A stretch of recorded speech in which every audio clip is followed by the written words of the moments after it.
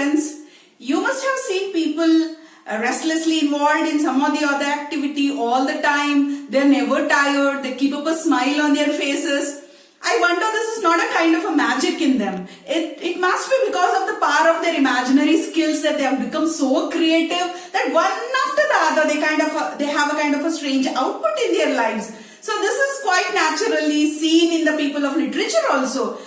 We have seen writers living in a different world. Their looks are different, their thought processes are different, and even for a person who has a love for literature, who keeps reading, also leads a kind of a very enthusiastic life. So the scope of imagination in literature or in the field of art, I would just like to say that the sky is the limit. The more the creativity, the more the imagination, the wider the world and the wider the universe for you.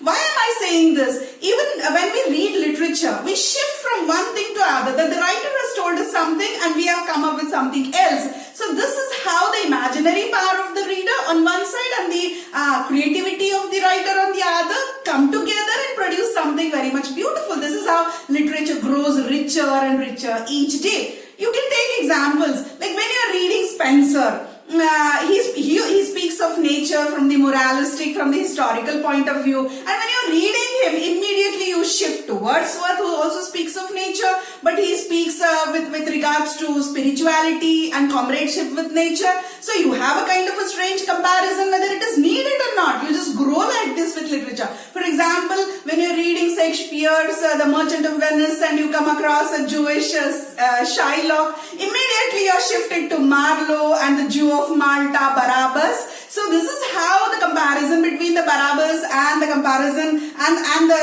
Shylock on one side, so that your vista spreads like this. You can take the poem of Andrew Marvell to his coy mistress. So this is what I felt all the time when I read that poem. The way the lover is persuading his lover to make love to him, I just simply jump to Satan and is going to Eve and trying to seduce her. So somehow the imaginary skills of the reader also create such a very beautiful poem area that from one point to other, the kind of a transition that you have in literature is simply wonderful. And this is how, depending on one text, its premises, another text is written, and this is how the genres have been increasing, and this is how various theories, modern theories have been introduced in the study of literature. So now what I mean to say in this session is a focus is on intertextuality as a theory. Now, simply when it comes to the dissection of the term intertextuality,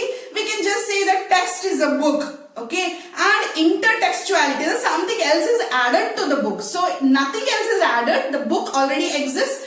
Another book or a group of books come and get involved into that text. So a text being influenced by some other text or a group of many other texts. So the connectivity of the original text with some other text that the author wants to create a kind of a relationship between. So this is a kind of a river flowing, that there is an original idea with the writer and it brings in some other. I want to say he borrows some other idea from someone else. It could be any author from any other genre. So the intermixture of the original idea with the ideas of other writers together make a text a kind of a complete whole.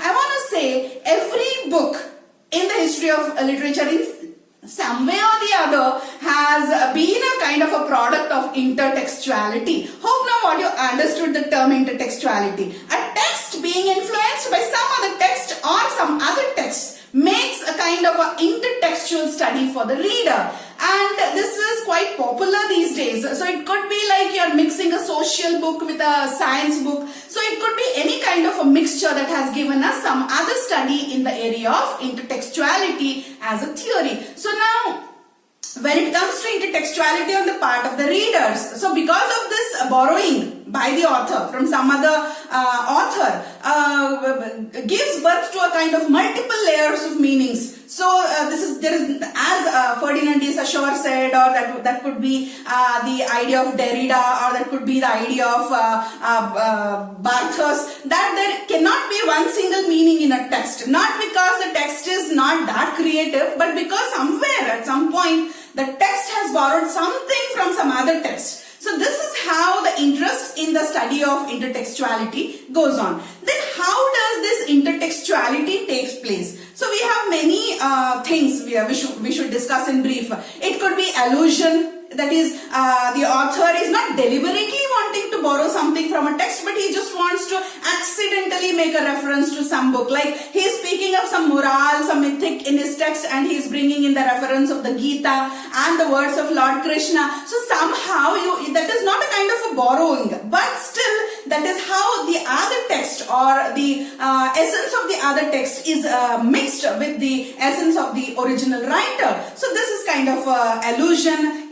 It could be quotation, like Bacon says that reading maketh a full man, conference a ready man, and writing an exact man. So this kind of a quotation is taken from Bacon and introduced in your text. That doesn't mean you literally want to copy it there, but you're using that particular borrowing as a kind of creativity in your text. So it could be quotation, or it could be translation. For example, Sheridan's book has been translated by a Kannada writer, Hana Purmat, as Nindakara Nadavali. The Way of the World drama has been translated into Kannada. It's a kind of an adaptation, along with the cultural things that are there in the British have been taken to the Indian culture. So this kind of a translation is going on. That is also kind of a borrowing. Then you have parody, like you borrowed something from some other book to make fun of it, or to satirize it, or to bring in a kind of an ironical effect in your book. You've been borrowed something from some other book.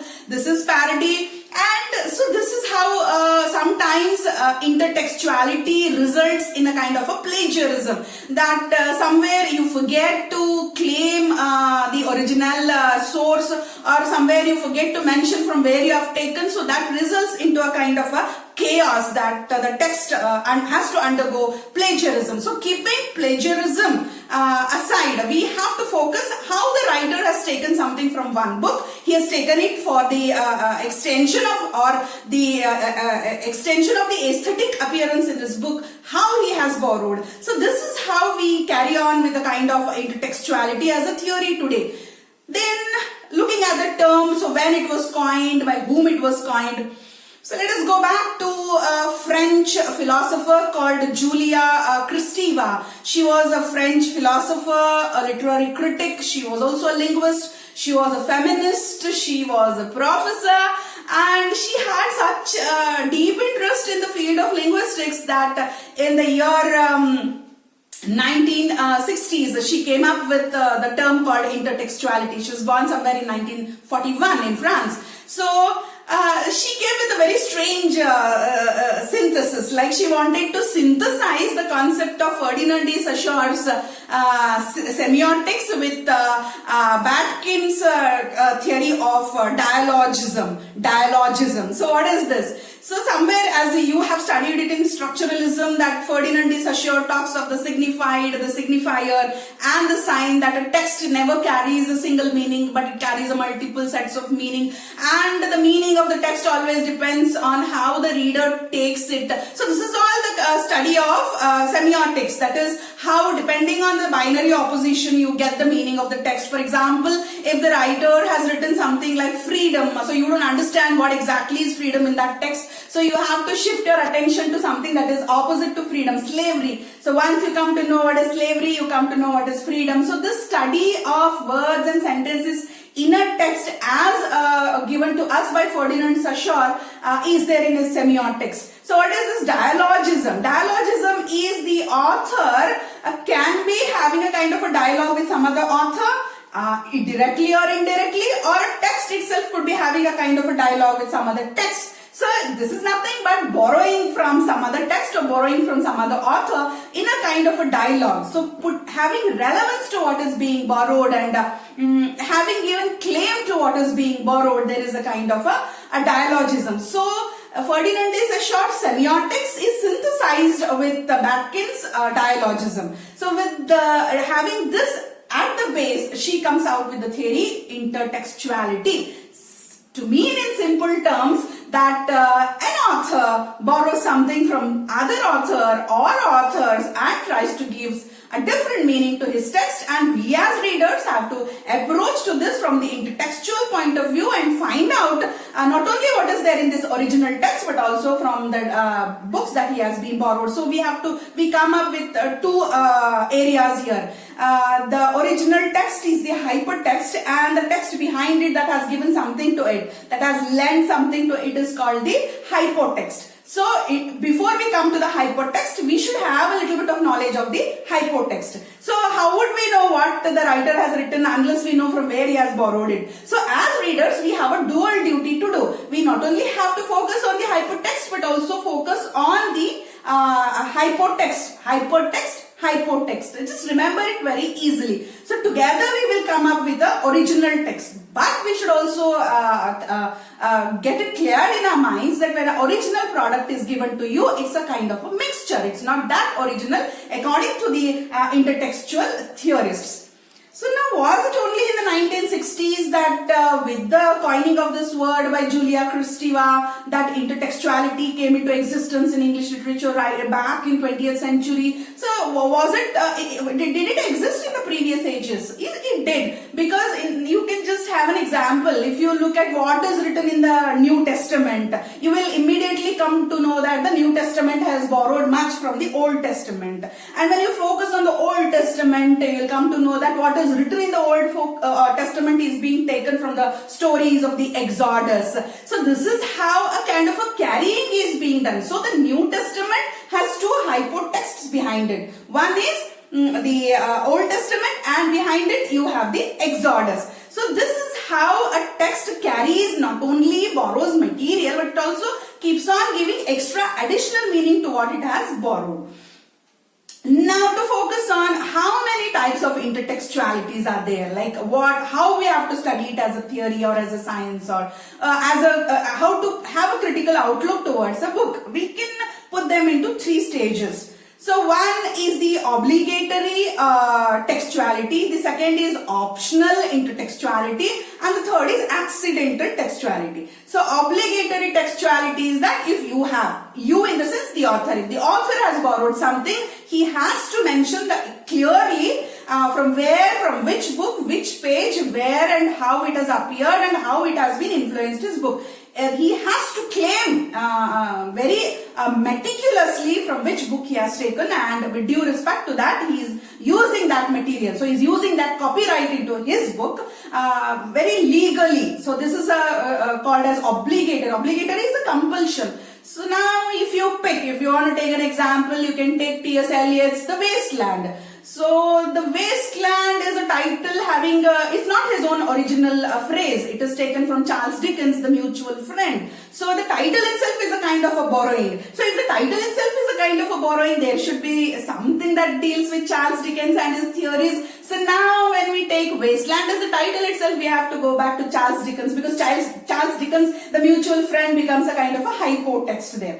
Then this is what in the beginning, the title. When you come to the end of The Wasteland, you have Shanti, Shanti, Shanti. So this is taken from the Indian Upanishads. So now if you want to know what Shanti, Shanti, Shanti exactly means contextually, according to Eliot or according to some other Upanishad, then you have to have the knowledge of Upanishads, then the T.S. Eliot's context, and then come to the closure of the poem. So in the beginning also there is a kind of a borrowing, even in the end also there is a kind of a borrowing from T.S. Eliot from two different sources. So these are the hypotexts which have influenced him to produce his hypertext called as The Wasteland. So this is going to be a very complicated yet a very interesting study for the reader. This is the obligatory kind of intertextuality study. And then if you want to come to optional, you can study it with an example. You have Rowling's The Harry Potter series. You have a character Wizard who is a villain in that. So he has not borrowed anything from anywhere. It is his original product. But then when the word wizard and his shaping comes, he gives a kind of a reference to Tolkien's The Lord of the Rings, wherein also you find some character called Wizard.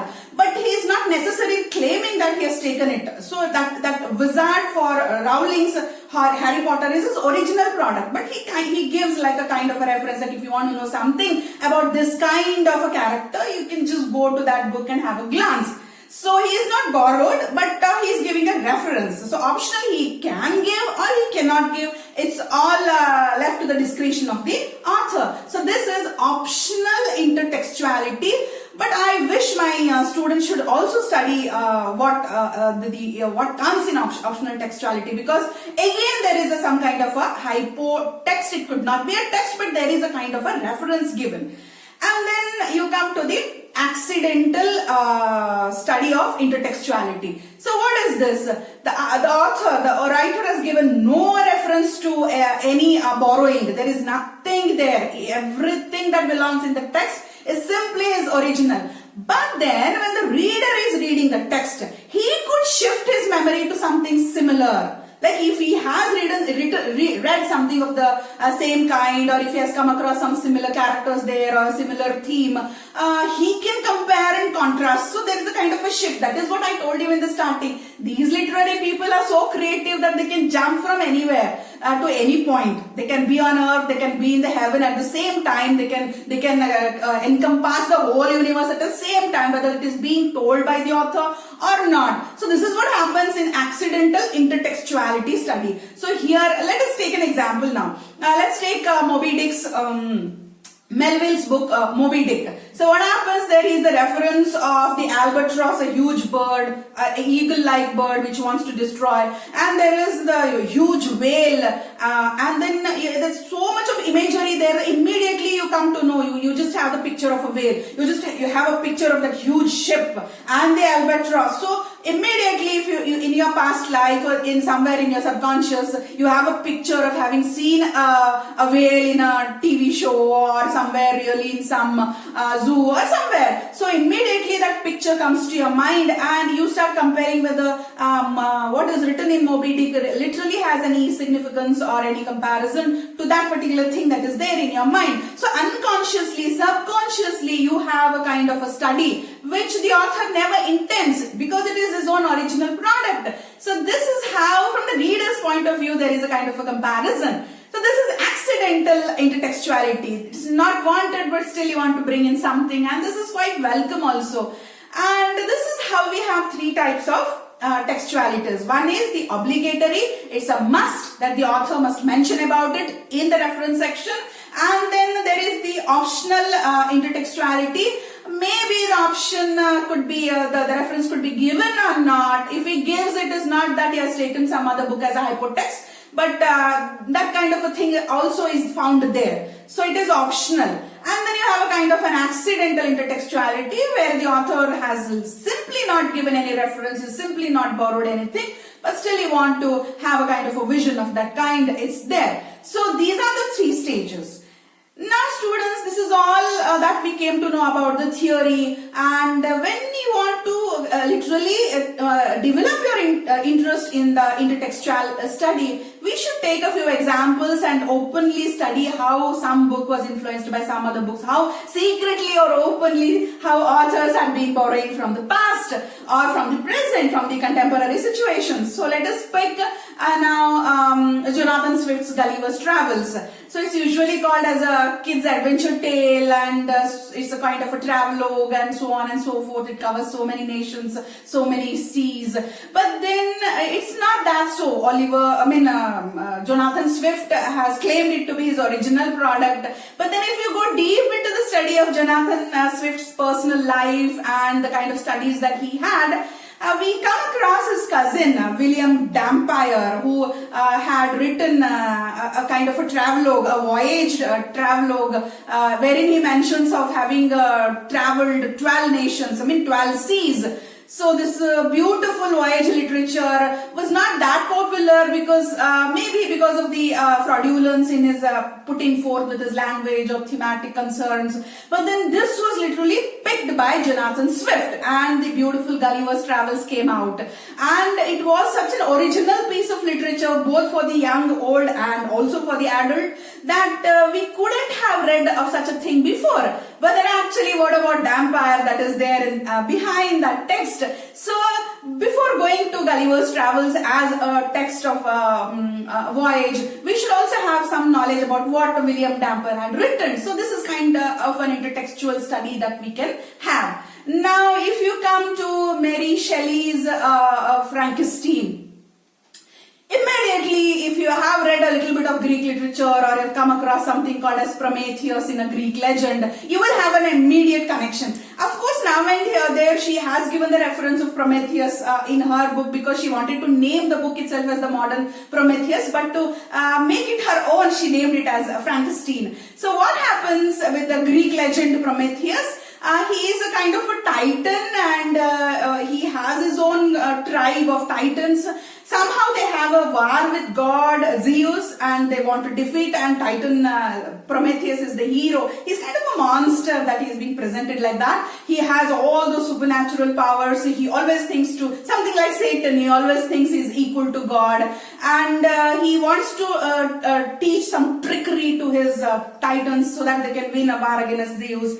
And it so happens that the people don't trust him. The titans don't trust him. And now he wants to go on the side of the god. Somehow he trickily goes to the side of Zeus, and one fine day he steals fire from Zeus. So the fire is stolen because Prometheus is said to be as the god of fire. He steals fire from Zeus and gives it to his people to use it in the warfare. So when Zeus comes to know about this, he executes him. He gives him a very bad punishment. He ties him in the open land and allows an eagle, a bird, to come and pick his liver and eat it. So every day the eagle comes and eats his liver, and the very next day the liver grows, and this continues. This is a kind of a punishment that Lord Zeus gives it to Prometheus. So this is the Greek myth found in the Greek legendary or Greek literature. So this is being somehow borrowed by Mary Shelley in her book Frankenstein. So here we have a scientist called Victor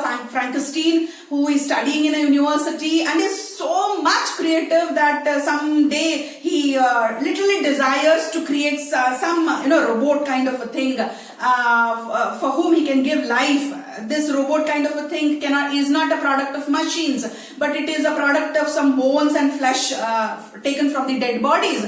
So having taken that, he creates a monster who is very beautiful. It is 8 feet high, and now you can resemble Prometheus and Frankenstein. This is what Mary Shelley does. This is a kind of intertextual study. This is an obligatory intertextual study wherein she agrees that it is taken from the Greek legend. Now Frankenstein, having created a monster, it goes out of his control. So this is what we have seen in Rajnikant's robot movie also. Even Rajnikant's robot movie is taken from Mary Shelley's Frankenstein only. So even in movies we have this intertextual studies.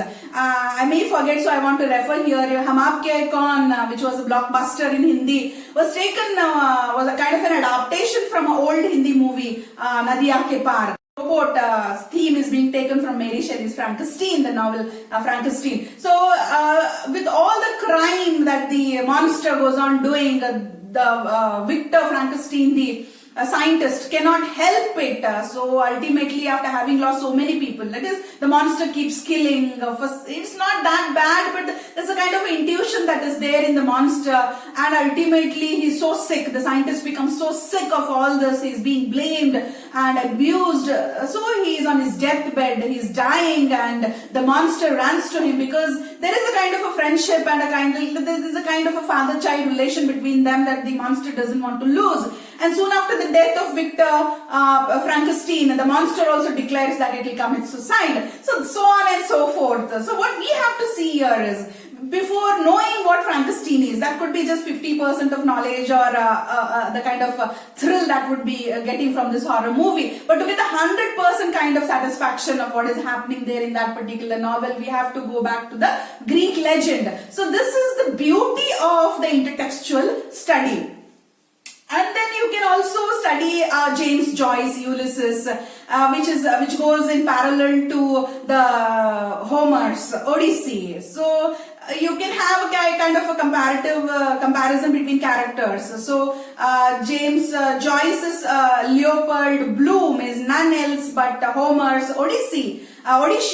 And then Molly Bloom in James Joyce's Ulysses is none else but Homer's Penelope. And their son, Odysseus and Penelope's son Telemachus is none but James Joyce, Stephen Dedalus. And the kind of the holy story that we have in Homer's Odyssey is somehow taken in the modern concept that the minds are corrupted because 20 years of stay from the house, Odysseus is coming from a Trojan War and he is expecting that he'll be welcomed back home, and the story is so quite common to us now. And the intactness of his character and the chastity of his wife back home in Ithaca, and the son is desperately waiting for the father. The father thinks that the son might not welcome now because he wants his seat there. But it is not so. All these three characters are so intact in their character. They are not corrupt,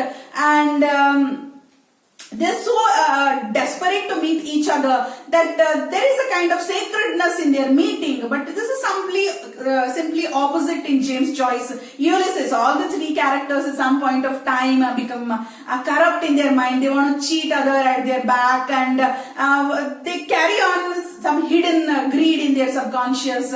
So ultimately they come together in the end, like how Ulysses and Penelope come together in Homer's Odyssey. But then here you have a totally corrupted kind of a thing. This is nothing but a kind of a traditional life, the life of those epic eras and the 20th century. So these kind of intertextual studies not only give us some extra knowledge or they increase our creativity skills, but they give us the knowledge of two various periods or genres or cultures, traditions, languages. So you will immediately have a bit of Greek knowledge apart from the mastery in English. So somehow from something you move to some other thing and you have a beautiful world created. So intertextuality is a must these days because we don't study any book that independently in the present literary arena. Often whether for optional English students or for those PG students who want to opt literature, intertextuality is a must because when they quote something, they have to quote something else also. Apart from coding and decoding of things, they also have to contribute from their own areas to the world of literature. So unless you study book after book after book and their effect on other, whether it is referred to or not, so it is all a kind of a creative analysis. It's just not literary criticism, but it's a kind of creative, scientific analysis that you have to have today as writers and readers of literature. So guys, this was all about the theory, intertextuality, and hope henceforth you will have this habit of studying, comparing books and come out with different meanings at your own levels and then see how the authors have compared and contrasted at their levels. It's all great fun. Hope you'll enjoy this journey.